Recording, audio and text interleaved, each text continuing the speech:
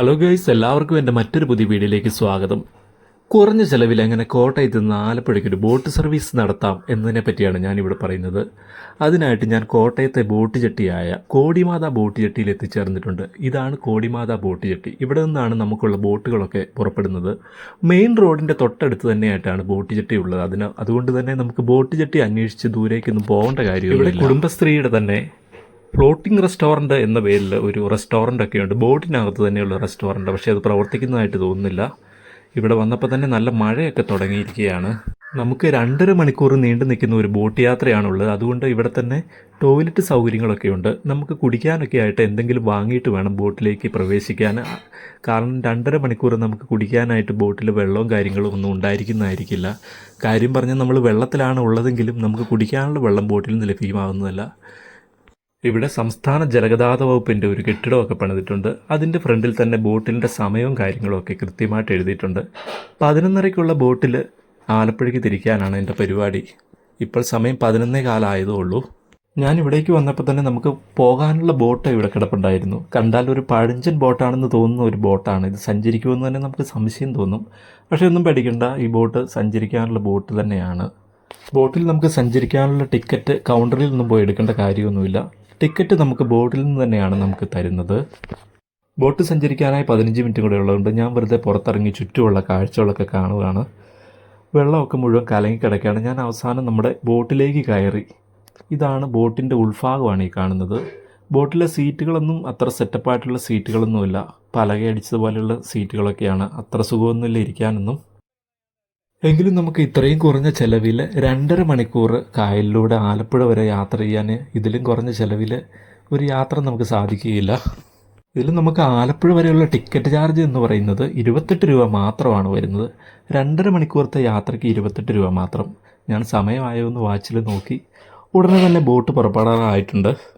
അങ്ങനെ guys, correct 11:30 ആയപ്പോൾ തന്നെ നമ്മുടെ ബോട്ട് എടുത്തിട്ടുണ്ട്. ബോട്ട് പൊന്ന് പതുക്കെ അനക്കം വെച്ചു. ബോട്ട് നമ്മുടെ കായലിലൂടെ പതിയെ മുന്നോട്ട് നീങ്ങുന്നു. ഇത് കായലല്ല, ഇത് കൊടൂരാറാണ് ഈ കാണുന്നത്. ഇത് നമ്മുടെ കായലിലേക്കാണ് ചെല്ലുന്നത്. അങ്ങനെ ഗൈസ്, നമ്മുടെ ബോട്ട് പതിയെ പതിയെ കാഴ്ചകളിലേക്കൊക്കെ മുന്നേറിക്കൊണ്ടിരിക്കുകയാണ്. വെള്ളത്തിന് മൊത്തത്തിൽ ഒരു കലക്കലിൻ്റെ നിറവാണ്. ഫോട്ടോയിലും വീഡിയോയിലും ഒക്കെ നല്ല കളറ് കാണുന്നുണ്ടെങ്കിലും ഇപ്പോൾ എന്തോ കലക്കലിൻ്റെ കളറാണ് ഇത് മുഴുവനായിട്ട്. മഴ പെയ്തുകൊണ്ടാണോ എന്തോന്നറിയത്തില്ല, ഇപ്പം കലക്കലിൻ്റെയാണ് കളറുള്ളത്. അങ്ങനെ ഗൈസ്, ആലപ്പുഴയിൽ ഉൾഗ്രാമങ്ങളിലുള്ള ജനങ്ങളുടെ ജീവിതമൊക്കെ കണ്ട് കായൽ പരപ്പിലൂടെ ബോട്ട് മുന്നോട്ട് അങ്ങനെ നീങ്ങിക്കൊണ്ടിരിക്കുകയാണ്. കൊടൂരാറിൻ്റെ തൊട്ട് സൈഡിൽ തന്നെ ഒരുപാട് ആൾക്കാർ വീടുകളൊക്കെ വെച്ച് താമസിക്കുന്നുണ്ട്. തൊട്ടടുത്തായിട്ട് തന്നെ ഒരുപാട് ചെറുതും വലുതുമായ ഒരുപാട് ബോട്ട് ജെട്ടികളൊക്കെ കടന്നു പോകുന്ന വഴിക്കുണ്ട്. അതിലൊരു ബോട്ട് ജെട്ടിയാണ് ഈ കാണുന്നത്. ഈ കൊടൂരാറ് കടന്നു പോകുന്ന വഴികളിൽ ചെറുതും വലുതുമായ ഒരുപാട് കൈത്തോടുകൾ കൊടൂരാറിലേക്ക് വന്നു ചേരുന്നുണ്ട്.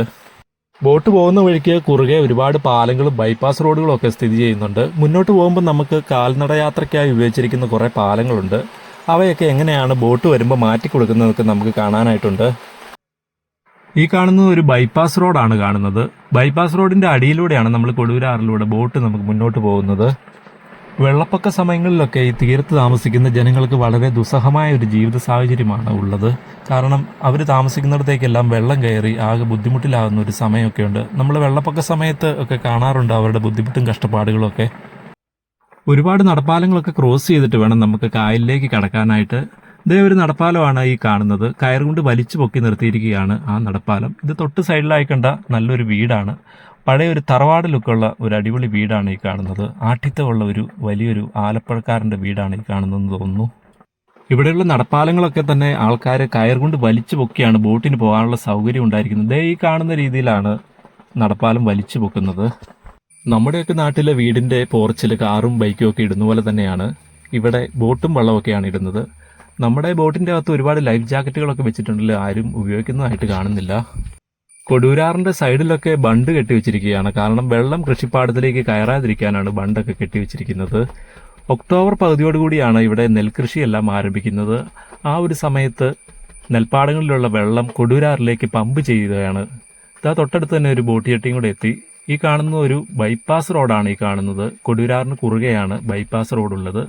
ഈ യാത്രയിൽ കൊടൂരാറിൻ്റെ സൈഡിലായിട്ട് ഉപേക്ഷിക്കപ്പെട്ട നിലയിലുള്ള ഒരുപാട് വീടുകളൊക്കെ കാണാം. വെള്ളപ്പൊക്കത്തിൻ്റെ ശല്യമൊക്കെ കാരണം വീടൊക്കെ ഉപേക്ഷിച്ച് പോയവരാകാം.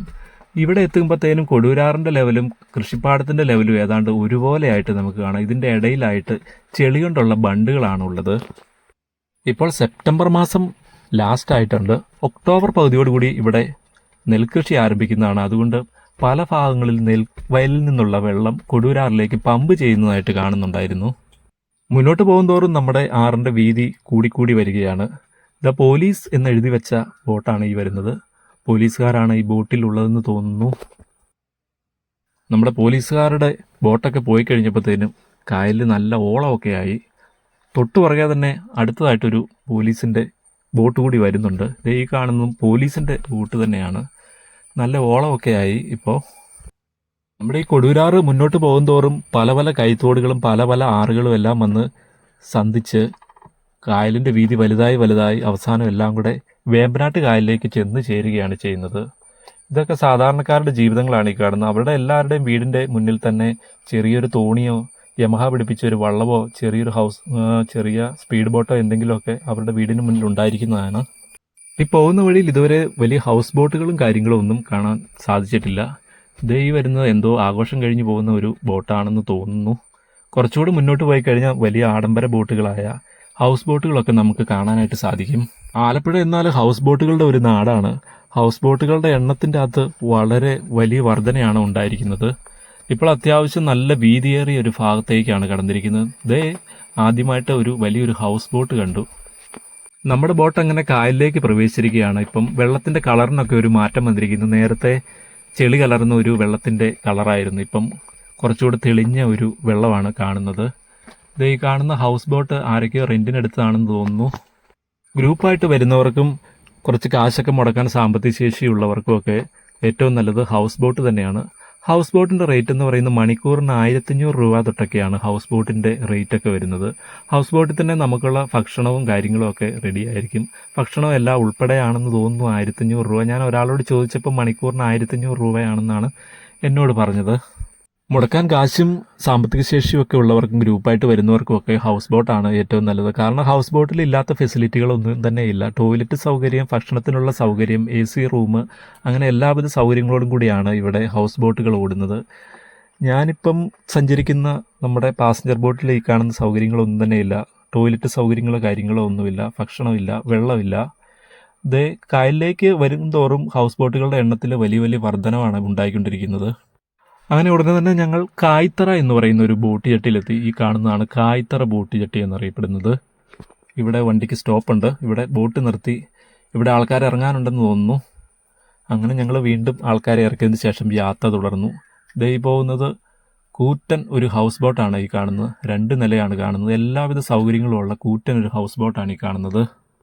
ഇവിടെ ബോട്ട് ജെട്ടികളുടെ സൈഡിലെല്ലാം തന്നെ ഒരു ടയർ വെച്ച് പിടിപ്പിച്ചിട്ടുണ്ട്. ഇതിൻ്റെ കാരണം എന്താണെന്ന് വെച്ചാൽ ബോട്ട് ജെട്ടിയിൽ ഇടിച്ച് ബോട്ടിൻ്റെ തകരാറുകൾ സംഭവിക്കാതിരിക്കാനാണ്.